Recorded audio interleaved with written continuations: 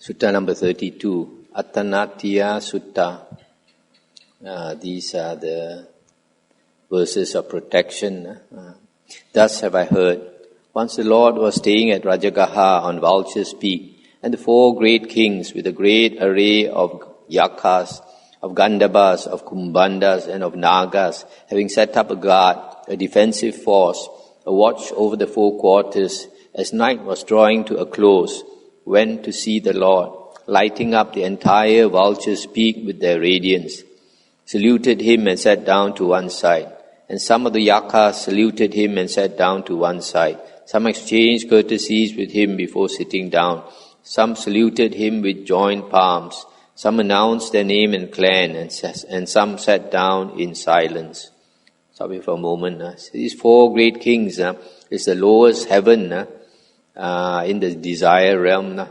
And a lot of these, because they are low devas, they are quite fierce. Yakkhas, Nagas. Here it doesn't mention the others like Garudas and all that. So, and when the night was drawing to a close, that means the early hours of the morning, maybe 3 a.m. or 4 a.m. Then sitting to one side, King Vesavana. King Vesavana is the chief of the Deva Raja of the Yakkhas, said to the Lord, Lord, there are some prominent Yakkhas who have no faith in the Blessed Lord, and others who have faith. And likewise there are Yakkhas of middle and lower rank who have no faith in the Blessed Lord, and others who have faith. But Lord, the majority of Yakkhas have no faith in the Blessed Lord. Why is this? The Blessed Lord teaches a code of refraining from taking life, from taking what is not given, from sexual misconduct, from lying speech, and from strong drink and sloth-producing drugs. But the majority of the Yakkhas do not refrain from these things, and to do so is distasteful and unpleasant to them. Now Lord, there are disciples of the Blessed Lord who dwell in remote forest glades, where there is little noise or shouting, far from the madding crowd, hidden from people, suitable for retreat. And there are prominent Yakkhas living there who have no faith in the word of the Blessed Lord. In order to give these folk confidence, may the Blessed Lord learn the Atanatiya protective verses, by means of which monks and nuns, male and female lay followers, may dwell guarded, protected, unharmed, and at ease. And the Lord consented by silence. Stop here for a moment. So here, this Yakkha Devaraja, Yakkhas are fierce beings. I think mountain spirits. They call it Swasin, sun. Sometimes people go up the hills and then they are not seen anymore. Because as he says here, majority of Yakkhas do not keep the precepts. The Buddha always teach people to refrain from killing, from stealing, sexual misconduct, lying, and strong drink. But the Yakkhas like these things. To keep the precepts to them is very unpleasant. So they don't like the Buddha, they don't like the Buddha's disciples, majority of them. So if the monks stay in remote forest areas, if they meet these Yakkhas, and the Yakkhas don't like the monks, it's quite dangerous. So this Yakkha Devaraja, he wants to teach the Buddha this parita, this protective chant, and then he is requesting the Buddha to teach the monks and nuns and the lay followers, so as to be protected by these by this parita. Then King Vesavana, noting the Lord's consent, at once recited these Atanatiya protective verses. This is the one we chant also very often. Vipassisa namatu chakumantasa sirimato sikisapi namatu. This one. Glory be to Vipassi, the splendid one of mighty vision. Glory be to Sikitu, the compassionate to all. Glory be to Vesabu, bathed in pure asceticism. These three are not in our world system. Long ago they lived. And then Kakusanda onwards is in our world system. To Kakusanda, glory be, victor over Mara's host, To Kona Gamana, glory to Brahmin is Brahmana, fully perfect he. Glory be to Kassapa, liberated every way. Glory to Angirasa, Sakyan's radiant son, teacher of the Dhamma that overcomes all suffering. And they who from this world are freed, seeing to the heart of things, they who are so mild of speech, mighty and of wisdom too. To him who helps both gods and men, to Gautama they offer praise, in wisdom trained, in conduct too, mighty and resourceful too. The point from where the sun comes up, Aditya's child, in mighty arc, at whose arising, shrouding night is dispelled and vanishes, so that with the risen sun there comes to be what folk call day. There too this moving watery mass, the deep and mighty ocean swells. This men know, and this they call ocean or the swelling sea. This quarter is the east or first. That is how the people call it. This quarter's guarded by a king, mighty in power and fame is he, Lord of all the Gandhabas. Dattarata is his name, honored by the Gandhabas. Their songs and dances he enjoys. He has many mighty sons, 80, 10, and 1, they say, and all with but a single name, called after Indra, Lord of strength. And when the Buddha greets their gaze, Buddha, kinsman of the sun, from afar they offer homage to the Lord of wisdom true. Hail, O man of noble race! Hail to you, the first of men! In kindness you have looked on us, who though not human, honor you. Often ask, do we revere Gautama the conqueror? We reply, we do revere Gautama, great conqueror, in wisdom trained, in conduct too. Buddha Gautama we hail. Where they whom men call Petas dwell, abusive speakers, slanderers, murderers and greedy folk, thieves and cunning tricksters all. This quarter is the south, they say. That is how the people call it. This quarter is guarded by a king. Mighty in power and fame is he, Lord of all the Kumbhandas, and Virulhaka is his name. Honored by the Kumbhandas, their songs and dances he enjoys.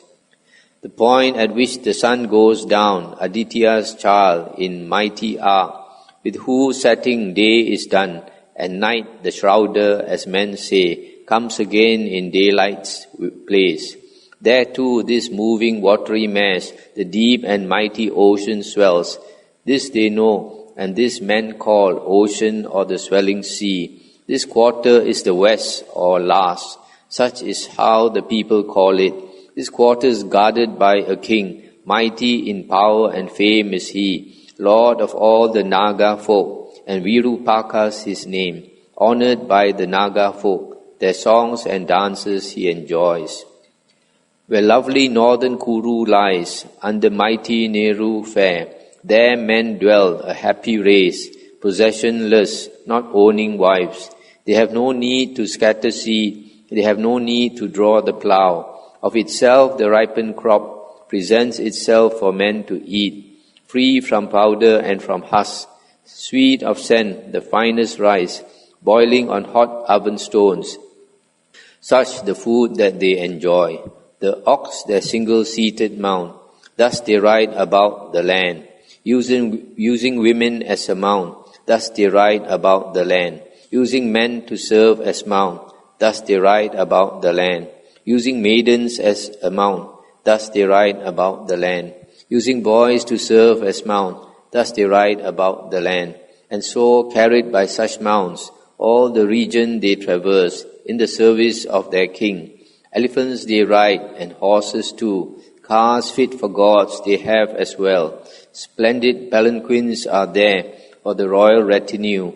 Cities too they have, well built, soaring up into the skies. Atanatiya, Kusinatha, Parakusinatha, Nattapuriya is theirs, and Parakusinatha, Kusitanatha, Kapivantas to the north.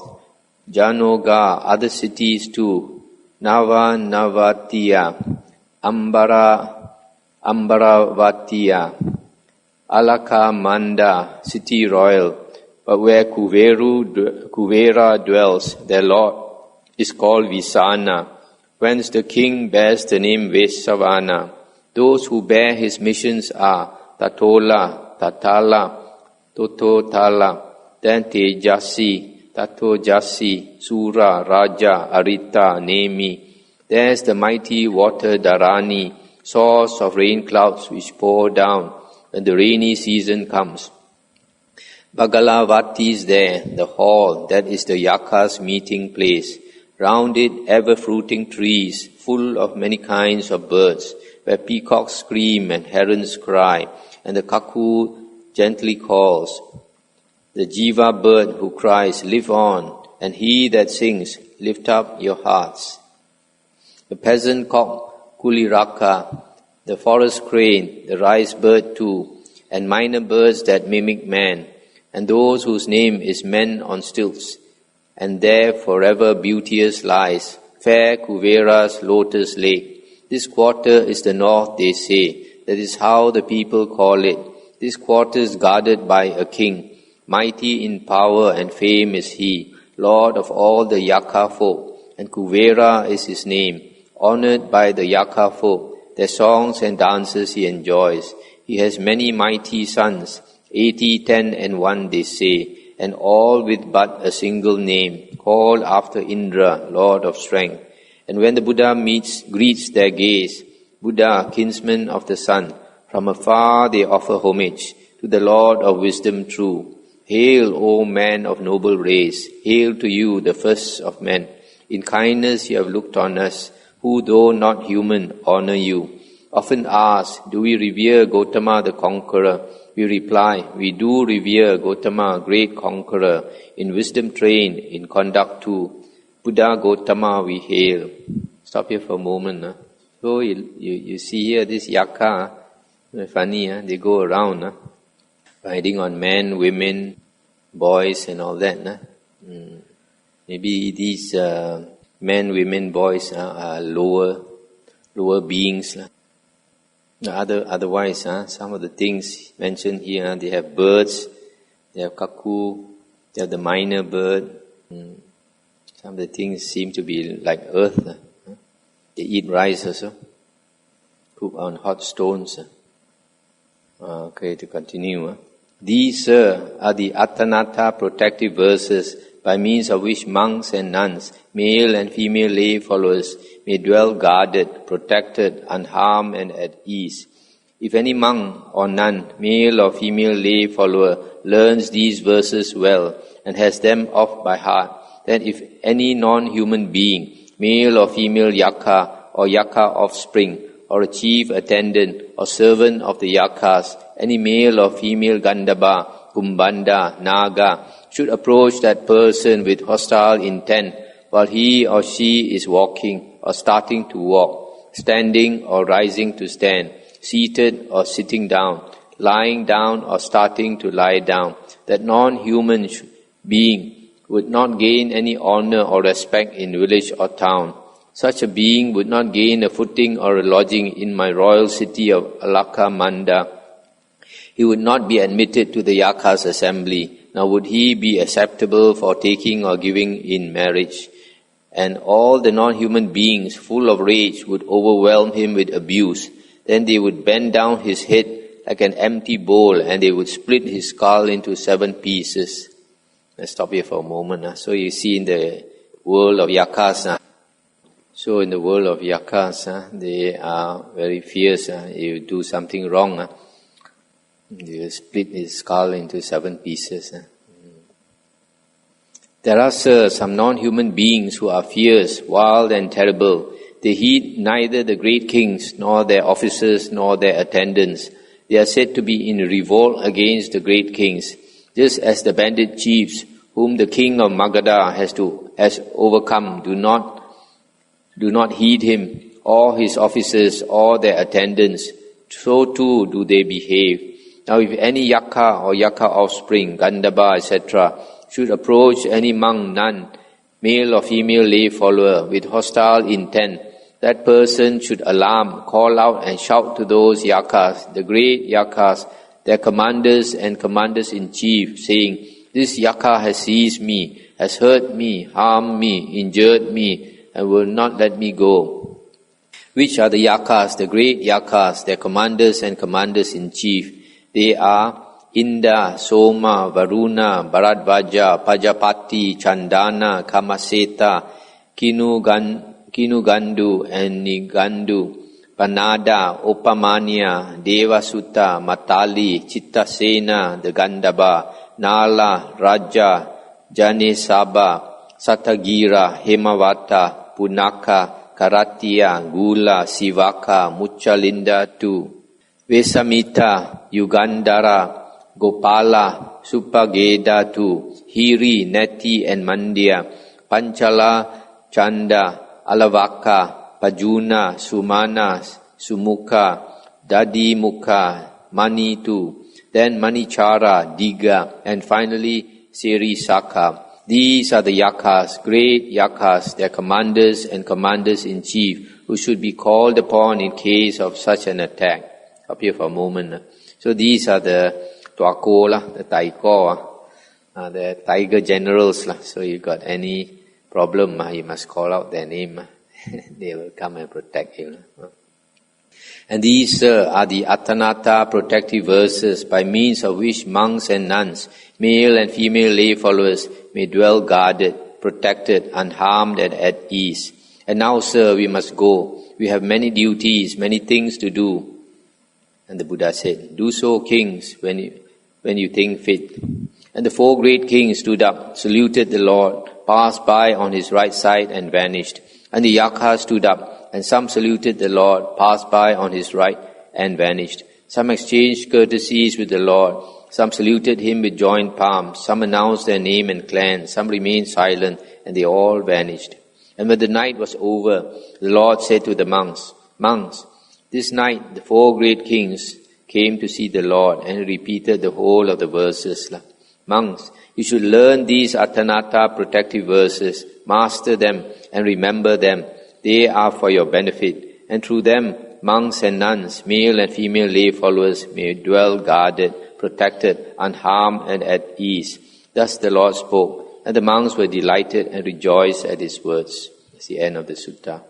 So you see carefully, this Atanata, or Atanatiya, Parita, is very long, right up to the, inclusive of all the Yakka generals, commanders-in-chief. But the one we do, the Thai tradition, is very short, only the front part. But then to remember the whole Atanatiya Sutta or the Parita is so long. So when I used to live alone in the cave and in the forest, I only recite the names of the four great kings. Shorter. Anything to discuss?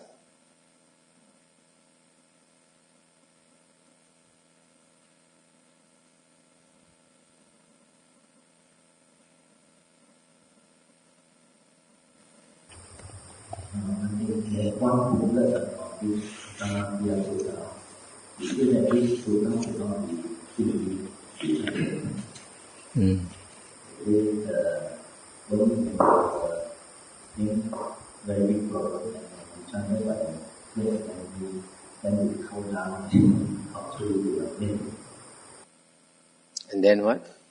You must go down But it's not stated here, because they have added now, I guess. But I guess it's true now. If you're going to call all the Yakka commanders' names, then only necessary only you call. Otherwise, it's like saying fire, fire too many times. When the real fire comes, the fire brigade won't come.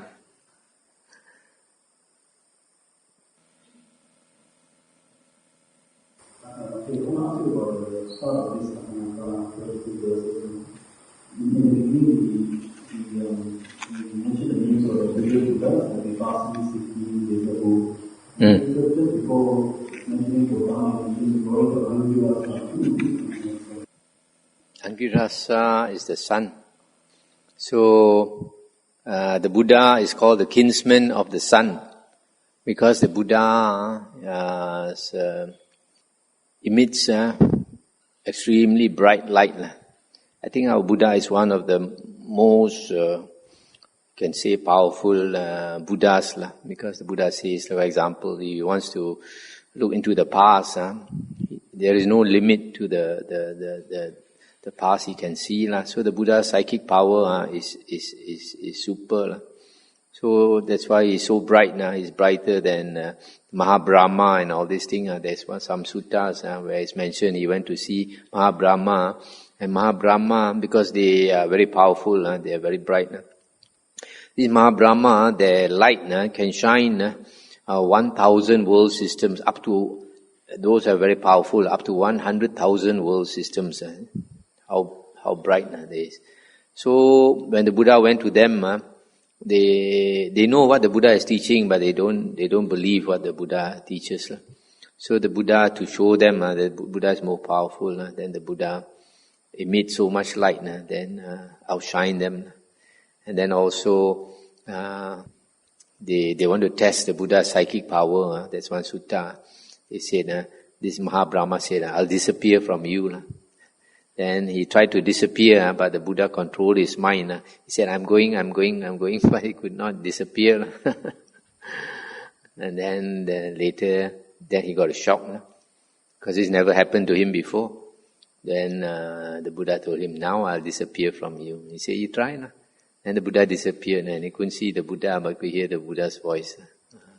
And from there, he understood the Buddha is much higher than him, more advanced than him. Then he asked the Buddha, if you know, if tell me about my past, he wanted to test the Buddha. Then the Buddha told him, actually he was the Buddha's previous life teacher.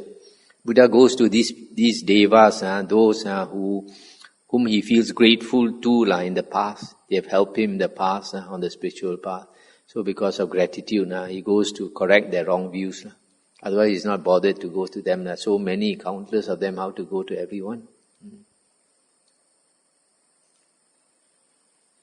Quite happy, we're proceeding quite fast.